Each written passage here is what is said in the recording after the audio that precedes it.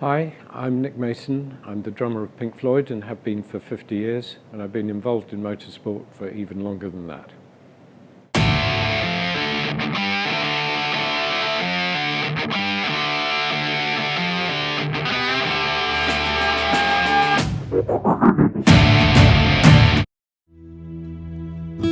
First of all, I should say that cars came before music, because when I was a small boy, rock and roll hadn't even been invented. So, and my father was very involved with cars. He worked for the Shell company, and he was a film director, and he made documentaries mainly about technical subjects, but that included about motor racing.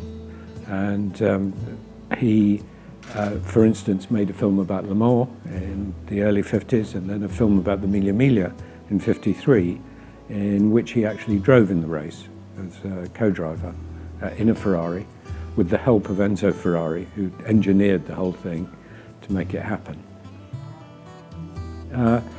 I wouldn't say that one is work and the other is the passion, because actually both are passions.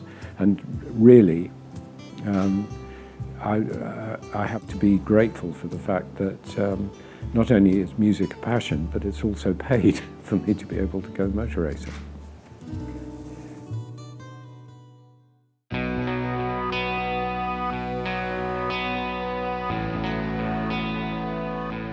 Yes, I did Le Mans 5 times, 79, 80, 82, 83, 84.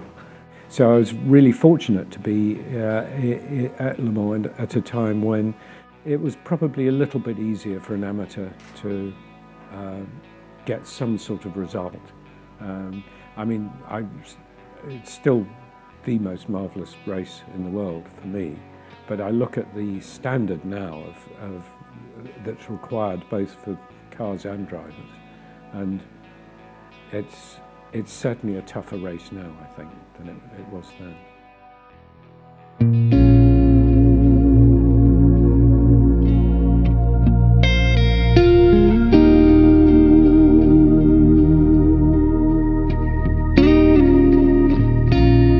Well, I did the Carrera Panamericana twice. I did it once with Guy Edwards in the Lancia, and then again, David and I ran 2 cars in the year after, Jaguars. It's a great event. I absolutely loved it. It's such a, the driving is really, there's a lot of driving. And in a way, it's, the comparison is with something like the Mille Miglia. But of course, what's nice about the Carrera is there are real speed sections, which are straightforward timed rather than sort of time trial things.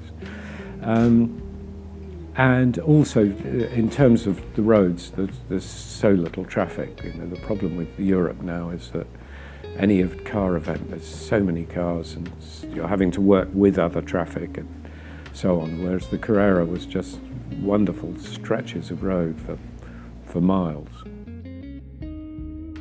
We managed to, and it was really a device, but we managed to persuade a film company to make the movie of the Carrera trip. And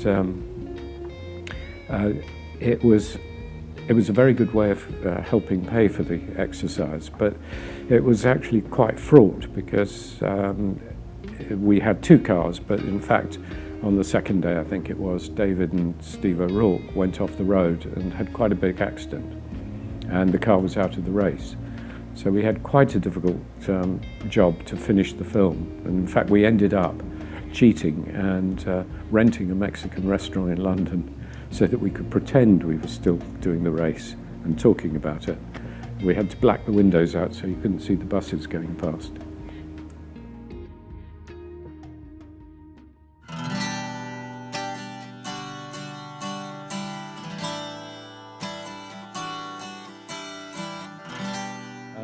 It's been, the GTO has been part of my sort of life history for a long time. I think I've had the car about 40 years now.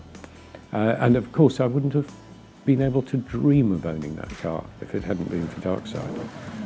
Well, actually, Darkside and I think Wish You Were Here. The 2 of them helped pay for it. But it's done more than that, because it also, when we were touring in '87, because we were in litigation, or there was potential litigation with Roger at the time, we had to guarantee quite a lot of money for the original shows in Europe and America. And I actually used the car as security at that time it was, well, it wasn't worth what it was worth now, but it was still a lot of money at the time. Well, I think that the fascination with Ferrari was to do with motor racing in the 50s. That's when it started, and Ferrari have had that that charisma from then on. I actually did see, I think it was Ascari at Silverstone in the very early 50s, and I think I had toy cars. They would be the dinky toys, the Ferrari from that period. I think once you start realizing the history and it's the link. The real attraction of Ferrari is their relationship with motorsport, and the fact that it's been continuous. Every other manufacturer, they drop in, they drop out, they're in there for a while, then they drop out again. Ferrari has this fidelity that is extraordinary. I mean, I suppose the design is perhaps the element that the Italians have always done better than any other country. The history of Ferrari and Alfa Romeo and Maserati in terms of what the cars look like.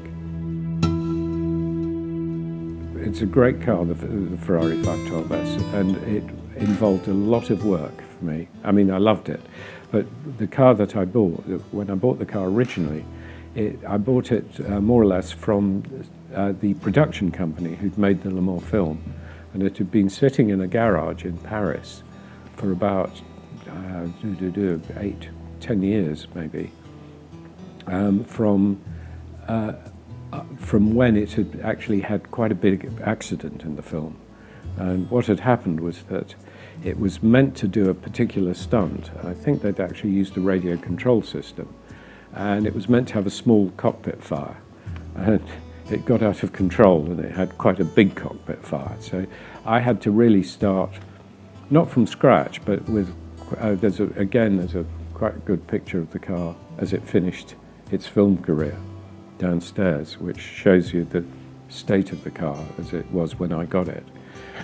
So we really had to spend a lot of time finding the right bits, and there was a marvellous, at the time, in fact, it must have been the time we were doing The Wall, because I was in America for quite a lot of the time when work was going on in the car in England.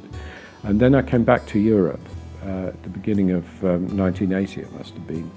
And I went with a friend of mine to visit Herbie Muller, who was a great driver, did a lot of great sports car driving in period. Very sadly killed at the Nürburgring a couple of years later. But Herbie had a fantastic stock of 512 parts. He'd raced the cars a lot, and he'd obviously bought a job lot out of the factory. And Vic and I went over to Switzerland to see him, and he just had a treasure trove of all the parts we needed, suspension parts, and he had fuel tanks and all those sort of bits and pieces. And I really enjoy that whole business of restoring a car, putting it back to how it should be, and finding those bits. But it must have taken 3-4 years to do it. I think the interesting thing about the different ages of the cars that I have is that I think I would have to say now that my tendency is to have more affection for the older cars. I think the older cars, for me, are more usable a lot of the time, and perhaps more rewarding and interesting when we were talking about the 512S. I really enjoy the whole process of restoring a car and looking after it.